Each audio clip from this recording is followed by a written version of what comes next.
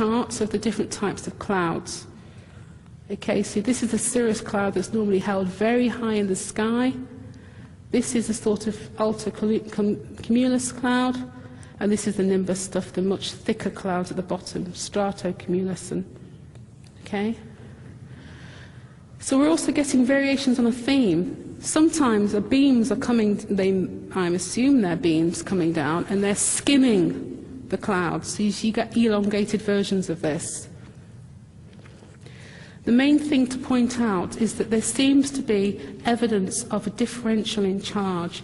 Something is coming down. We're seeing beams of energy coming down that are very specific. And the explanation for this is that the clouds are forming in a sort of anomalous way, because the clouds are becoming charged, the air is becoming charged, and things that normally form very high are forming now very low. Just wanted to show you how this feather ice, which is very sort of pretty, can form actually at ground level, but it has to be very, very cold for it to do. This same feathering effect. See, it's just a standard way of ice crystals forming. Okay, so this is just on a stick, on a plateau in Norway, and this is what our clouds actually look like. It's just a variation on a theme. Okay, as our scientists have said, they've known for about 150 years that that you have this, how electrical field can actually affect the freezing point of water. It's nothing new, and it's quite strange seeing scientists saying, we don't really understand this, but they've known for 150 years that this can happen. It's just a sign, I'm explaining it technically, just a sign that this is just not, I'm not just making this up. The scientific community are well aware. It's just putting 2 and 2 together and coming up to a conclusion. I normally make a joke and say 2 and 2, and I say 44. That's my joke, but anyway. So we're now seeing these UFO clouds, which is what people are calling UFO clouds. I think it's incorrect. But there's a lot of buzz in the blogosphere now because of these really strange clouds. And there's been quite big examples in Romania and various parts of the world. It's basically the same cloud. If the cloud is thick, we're getting these rings in the sky, which to me are pointing out where we're getting these downpours of energy. So the thing with plasma is that you get the same thing happening on a large scale as you get on a smaller scale. So this concept of the donut on a stick is something how electrical universe people explain how black holes work. So I don't really want to go too much into the technical details of this, but I believe that we're seeing a similar type of event taking place in the skies around our planet. It's an electrical phenomenon. It's not how our scientists believe. I think that this is definitely duplicating at a large scale and at a smaller scale. And if you look it up, this concept of okay, I've gone too far. This concept of they call the donut on a stick is a common. Now this is how they explain black holes. It is a common thing that's seen in the universe. Okay, next. This is interesting because I just want to say that there was now more cooperation taking place between plasma physicists and astronomers, cosmologists, trying to understand how black holes work. But in this experiment, they actually used an electron beam.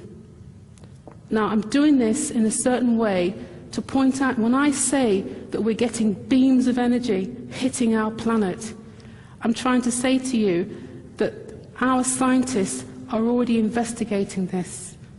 This is already going on in the background. I'm not making these assertions with no basis.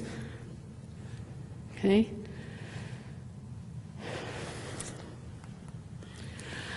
Here, I'd just like to point out a book that I've got. It's by a lady called Viola Petit-Neal. This is a very highly respected lady.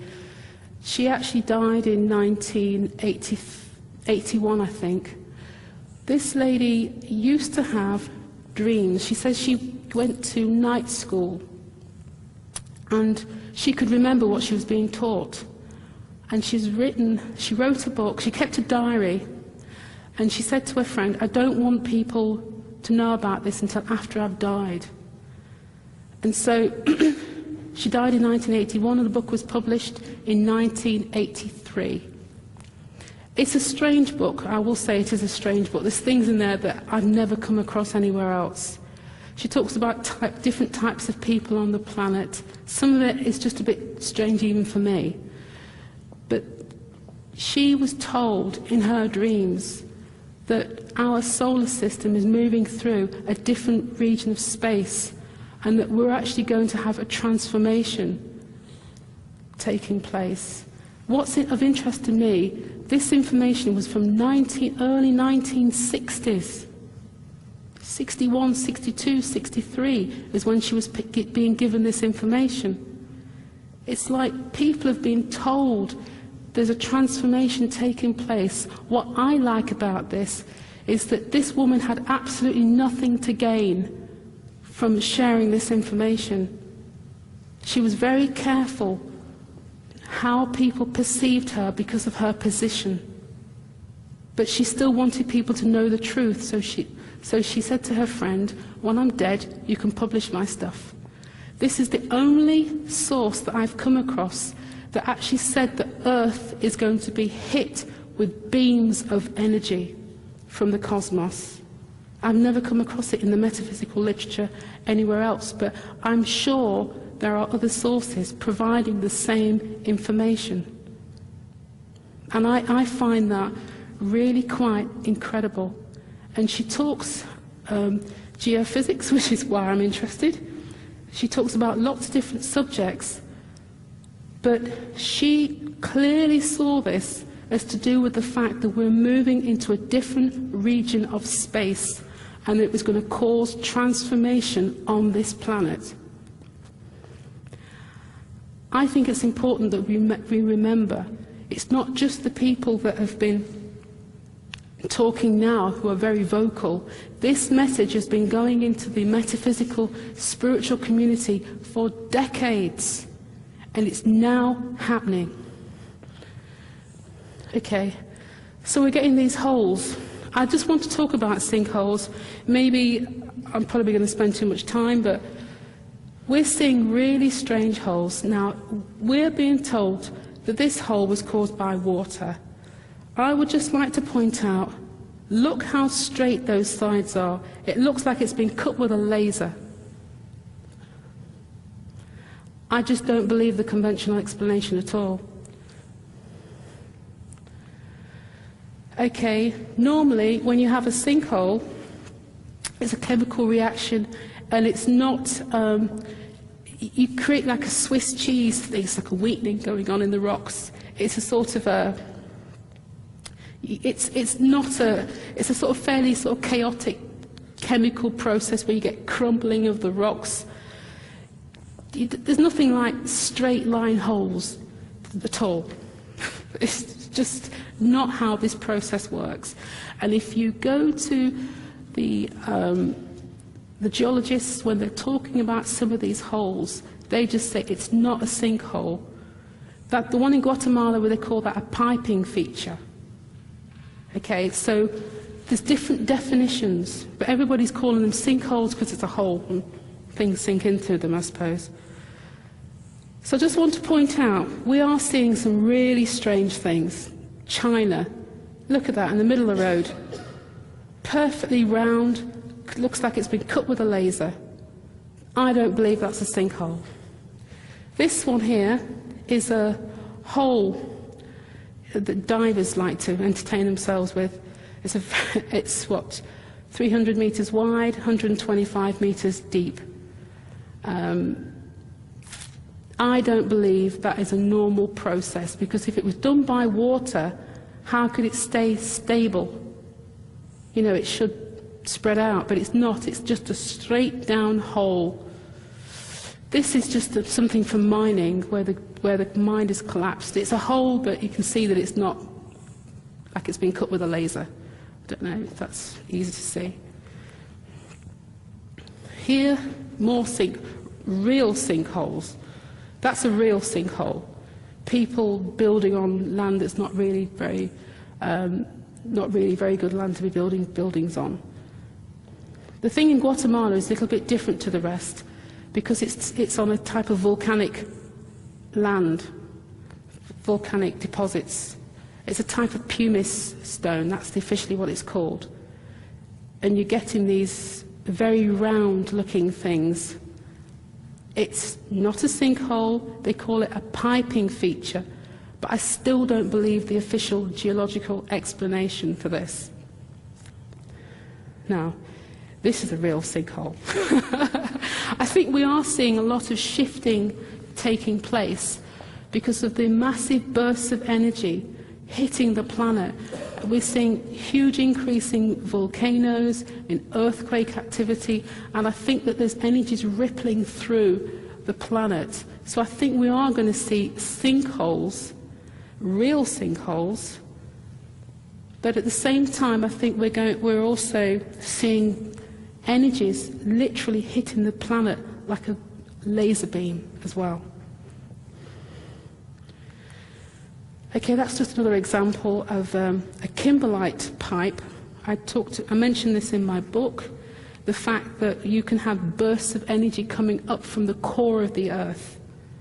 And here, this example, they've mined this. So I just want to remind people that there's energies coming up from the core, and there's energies hitting the planet directly. Okay, it's not simple. But we seem to be seeing an awful lot of holes appearing all over the planet.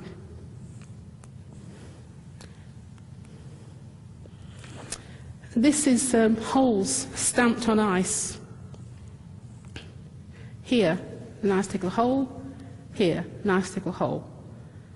And that was actually, this picture's been taken from the ISS. The astronauts actually detected this. No, this is, yes. I'm just going to show you that a little bit closer up. They think, oh, maybe it was geothermal energies, but this is still a mystery. Why are we getting these stamps on ice? At the moment, this is all speculative. I mean, that ring is something like 5 miles, 8 kilometers across. It's just a very strange feature on the ice. I think that the planet was actually hit with a beam of light, or an electron beam, actually, is probably a better thing to say. And we are seeing evidence of the planet being hit. Okay, I'm going to change tack a little bit here and talk about the fact that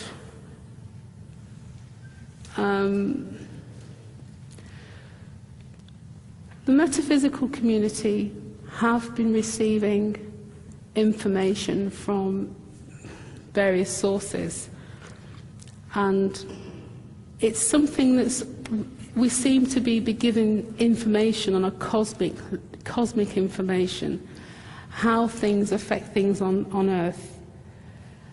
And one bit of information is about the transit of Venus. And I find this particularly interesting because I feel I found some verification of what's been given in the metaphysical community. The Venus transit itself is one of the rarest planetary alignments. So, we have these transits that take place approximately every 120 years. and they occur in pairs.